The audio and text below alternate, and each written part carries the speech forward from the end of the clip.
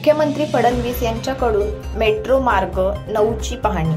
मुख्यमंत्री देवेंद्र फडणवीस यांनी मुंबई महानगर प्रदेश विकास प्राधिकरणाच्या मेट्रो मार्ग 9 वरील काशीगाव ते दहिसर पूर्व मेट्रोची तांत्रिक चाचणीपूर्वी मेट्रो मार्ग 9च्या मार्गिकेची पाहणी केली। या प्रसंगी उपमुख्यमंत्री अजित पवार व इतर मान्यवर उपस्थित होते। सामान्य मुंबईकरांचे जीवन अधिक सुखकर बनवण्यासाठी केलेल्या प्रयत्नांची ही पोचपावती आहे।